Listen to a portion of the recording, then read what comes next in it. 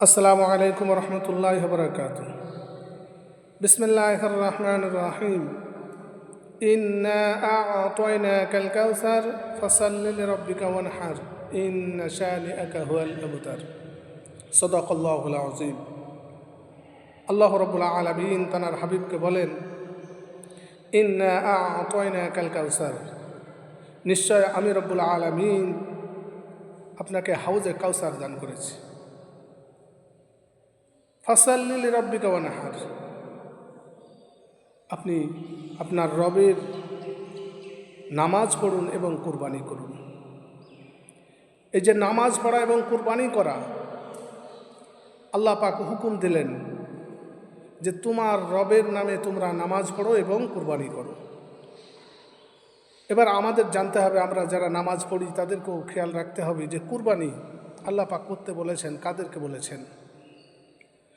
আমরা সকলেই শুনি বা জানি, আমরা সকলেই বলে থাকি যাদের উপরে যাকাত ফরজ তাদের উপরে কুরবানি ওয়াজিব।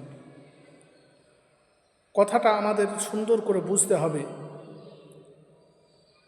যে যাকাত বছর ঘুরে যদি তাদের কাছে যদি 52.5 ভরির উপর পরিমাণ যদি তাদের কাছে মাল থাকে, সম্পদ থাকে, তাদের উপরে যাকাত ফরজ।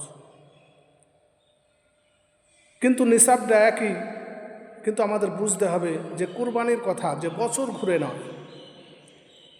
যদি কুরবানির আগের দিন পর্যন্ত কোনো রকমভাবে সম্পদ যদি আপনার কাছে 52.5 ভরির উপর পরিমাণ যদি আপনার কাছে সম্পদ চলে আসে, তাহলে কিন্তু আপনাকে কুরবানি করতে হবে, কুরবানি ওয়াজিব। আল্লাহর নবী সাল্লাল্লাহু তাআলা আলাইহি ওয়াসাল্লাম বলেন যে ওই ব্যক্তির সমর্থ থাকার সত্ত্বেও যে ব্যক্তি কুরবানি করল না, সে যেন আমার ঈদগাহতে না আসে। নবীজি বলছেন আমার ঈদগাহতে না আসে। তাহলে এই দিকে আমাদের লক্ষ্য রাখতে হবে। নবীজি বলছেন যে ব্যক্তির সমর্থ রয়েছে, কুরবানি করার মতো অর্থ রয়েছে, কিন্তু সে কুরবানি করল না, সে যেন আমার ঈদগাহতে না আসে। এইদিকে লক্ষ্য রাখবো যে আমাদের যাদের সম্পদ রয়েছে, আমরা সকলেই ভালো জানি যে এখনকার দিনে দেখা যায় আমাদের ইন্ডিয়ার টাকা যদি আপনার 50 থেকে 55 হাজার টাকার পরিমাণ যদি কারোর ঘরে যদি চলে আসে, তাহলেও তাকে কিন্তু কুরবানি তার উপর ওয়াজিব হয়ে যাবে। এই জন্য আমরা কুরবানির দিকে লক্ষ্য রাখব যে সকলেই কুরবানি দেওয়ার চেষ্টা করব ইনশাআল্লাহ। আল্লাহ পাক আমাদের সকলকে কুরবানি দেওয়ার তৌফিক দান করুন। আমরা সকলে বলি আল্লাহুম্মা আমিন। আসসালামু আলাইকুম ওয়া রাহমাতুল্লাহি ওয়া বারাকাতুহু।